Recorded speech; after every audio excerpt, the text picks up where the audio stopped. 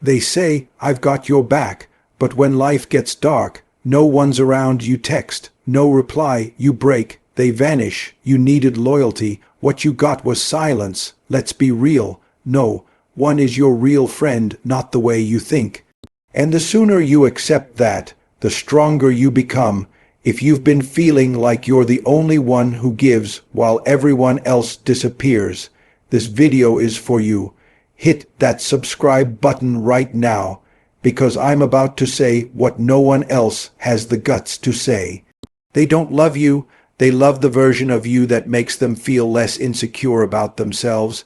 They love the version of you that's struggling, confused, unsure of your direction. Because when you're lost, they feel found. When you're weak, they feel strong. When you're doubting yourself, they feel like they have it all figured out. It's not real love, it's comfort. You are their comfort zone. You're the broken mirror they look into so they can ignore the cracks in their own life. And the moment you start to rise, the moment you speak with confidence, the moment you dare to believe that you're meant for more, that's when things shift. Suddenly, the compliments stop, the calls fade. The energy changes. They're not clapping anymore, not because you failed, but because you're succeeding. Because success triggers something in them. Your growth forces them to look at their own lack of effort.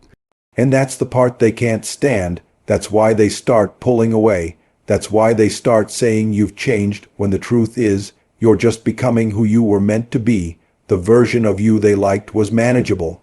Predictable, the one who needed help, not the one offering it. The one who blended in, not the one standing out. You were easier to control when you didn't know your worth. Now that you've realized your value, now that you've started moving different, their true feelings start to surface. Not everyone clapping is a supporter. Some are spectators waiting for you to fall. Some are secretly hoping you never make it out, because if you do, they'll have to face the reality that they stayed stuck while you kept going. It's not personal, it's projection. They aren't mad at you. They're mad at what your progress says about them. They don't want to lose you, but they don't want to grow either. They want the benefits of your friendship, your kindness, your time, but only as long as you don't become a mirror to their mediocrity. And once you level up, the excuses begin. You think you're better now. You're too busy. You don't care anymore. But deep down, you know it's not you. You're not being arrogant. You're evolving. You're finally demanding the respect you always gave. And that makes people uncomfortable, especially the ones who only liked you when you were quiet about your potential. Now that you're moving, building, focusing, they start to label you as distant, disconnected, selfish, but you were never any of those things. You're just no longer available to play small so they can feel big. That version of you is gone, and the people who only loved that version will leave with it. Let them, because real love doesn't shrink you. Real loyalty doesn't fear your rise. The ones who truly care will celebrate your progress, not compete with it. You keep giving people opportunities to show up for you, hoping this time will be different. You stay loyal, not because they earned it, but because you believe that if you just keep being good to them, they'll eventually be good to you. So you keep calling, keep checking in, keep inviting, keep showing up, even when they don't. You justify their silence. You excuse their absence. You blame timing, stress, life. But deep down, you know the truth. If they wanted to be there, they would. You've been testing their loyalty in quiet ways, seeing if they notice your silence, seeing if they remember your struggles, seeing if they ask how you're doing without needing something from you. And every time they fail. They fail, and you still keep hoping, because you believe loyalty is a seed. Plant enough of it and it'll grow in others. But the truth is, loyalty doesn't grow in everyone. Some people are incapable of it. Not because they're evil, but because they've never learned to love without a condition, support without a benefit, or stand beside someone when there's no applause involved. You keep pouring into people who treat you like a backup plan. You give them your energy, your time, your loyalty, but when it's your turn to lean, they vanish, they go quiet, they forget, and you sit there wondering what you did wrong. But here's the truth, you did nothing wrong. You are just loyal to the wrong people. You expected from them what they were never willing to give, and it's not your job to keep reminding someone how to care. If someone has to be reminded to respect you, they already don't. If someone has to be tested to prove their loyalty, they've already failed the most important part: consistency without conditions. The people who are really for you won't need to be tested. Their loyalty won't come with a price tag. They won't disappear when things get quiet. They won't show up only when there's an opportunity to shine. They'll be there when it's dark, when it's messy, when it's inconvenient. That's real. And until you stop testing everyone, you'll keep being disappointed by those who never deserved your loyalty in the first place. Stop asking people to prove they love you. Their actions have already answered the question. You don't need more signs. You need to start believing what you've already seen. You're not wrong for expecting consistency. You're not asking for too much. You're just asking the wrong people. And the longer you keep giving them more chances, the longer you delay the peace that comes with walking away. You don't need loyalty that needs constant testing. You need people who show up without being asked, who stay when it's uncomfortable, who support you even when no one's watching, the quiet ones, the steady ones, the rare ones. Until then, stop handing out loyalty to people who only know how to use it when it benefits them. Your loyalty is a gift, not a test. Stop wasting it on those who keep failing the same exam. You keep showing up first in the lives of people who would only call you when their world starts falling apart. You answer on the first ring, but they let your messages sit for hours. You drop everything when they need you, but when you need them, their schedule is too full. You're always available, always present, always supportive, but not because they value you.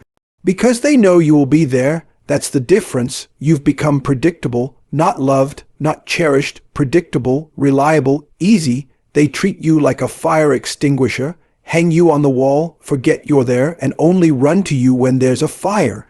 And when things are fine, back on the wall you go. You're not their go-to, you're their backup, their second thought, their safety net, and the worst part, they've trained you to accept that position without even realizing it. You've accepted less because you hoped that if you just gave more, they'd promote you to priority. But people don't upgrade what they can access for free. They don't value what they never had to earn.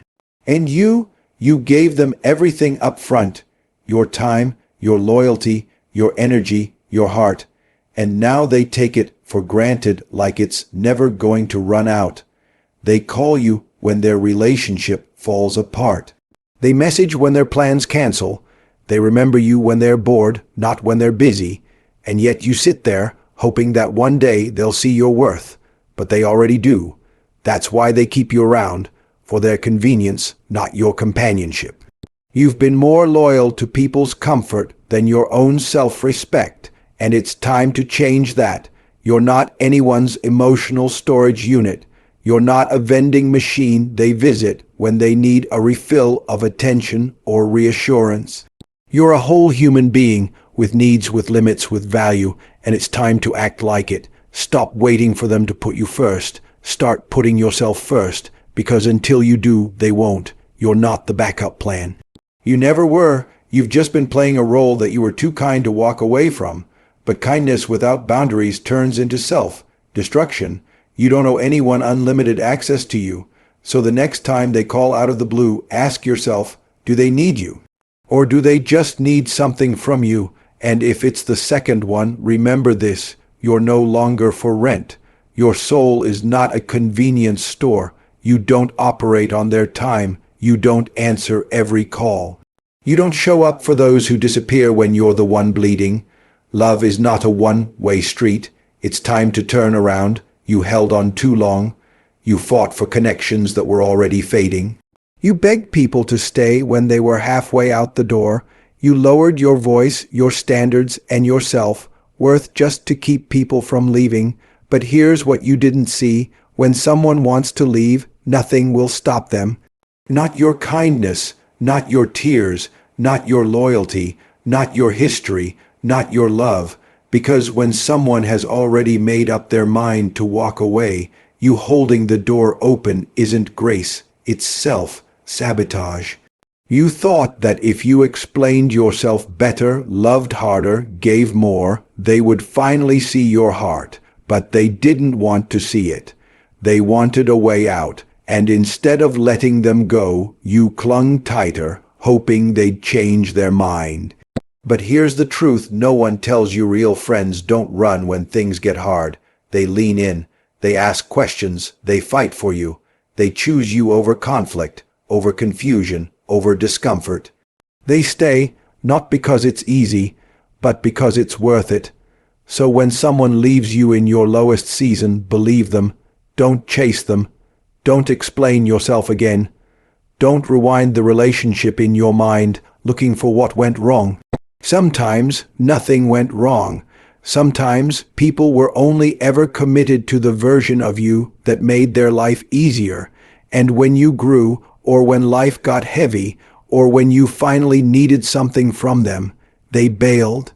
And that's okay. That's not your fault. That's not your failure. That's their truth. And thank God they showed it, because now you're free. You're no longer bound to people who can't love you through storms.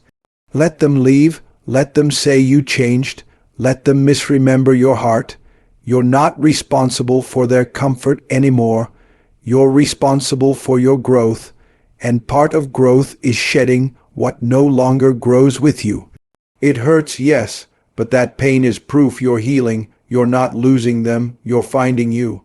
The ones who belong in your life will not vanish the second life gets complicated. They won't disappear during your silent seasons. They won't ghost you when your energy shifts. They'll ask why. They'll check in. They'll stand beside you in the chaos. Those are the people worth keeping, not the ones who dipped when the mood changed. So let them walk. Don't shut the door quietly. Slam it with dignity, because every time you let the wrong ones go, you make space for the right ones to enter. This time, you're not chasing anyone. This time, you choose peace over presence. And that's growth. You thought strength came from numbers, from having a crew, from always being surrounded by people who said they had your back. You thought friendship meant having a big circle, loud laughs, constant texts. But what you didn't realize is that noise doesn't equal loyalty. Just because they're around doesn't mean they're with you. Some people stick close just to watch you, not to support, but to measure, to compare, to compete, and you called that community, but it was surveillance. You don't need an army. You need clarity. You need eyes that see beyond smiles, ears that hear beyond words, and a spirit that can sense when energy shifts. Because not everyone clapping for you wants you to win. Some are just clapping because they hope the next round will be your last. And as long as you keep seeking comfort in the crowd, you'll keep missing the truth in the silence. Your greatest breakthroughs won't happen in packed rooms. They'll happen in solitude, in moments where it's just you, your thoughts, your wounds, and your dreams. That's where clarity lives. It's in the nights no one checked on you, the days you questioned everything, the hours where you kept showing up when no one was watching. That's when you discovered who you are, not in the party, not in the group chats, but in the quiet. And that quiet, it taught you that not all company is healthy. That sometimes being alone is safer than being surrounded. That sometimes fewer voices mean more focus. You've been carrying dead weight, calling it friendship. You've been babysitting egos, calling it loyalty. You've been afraid to outgrow people because you didn't want to seem disloyal, but now you see it. The real betrayal was shrinking yourself to fit their comfort. So you're done explaining. You're done inviting people who never show up. You're done pouring into cups that don't even try to refill you. You don't need 20 people around you. You don't even need 5. You need clarity. Clarity on who you are. Clarity on where you're going. Clarity on who deserves to go with you. And once you have that, you'll never beg for loyalty again. You'll walk alone if you have to. Because you finally understand. Peace isn't found in popularity. It's found in purpose. And you're walking in it now. You've heard the truth, raw and unfiltered. Loyalty isn't promised. Real friends don't vanish when it gets hard. And now you know you don't need fake love, you need real clarity. If this hit your soul, don't just subscribe now and join a tribe that's done settling for less. Like this video if you're choosing peace, and comment "I choose me" if you're walking away from what no longer serves you. This is just the beginning. The real ones, we move differently, and from now on, so will you.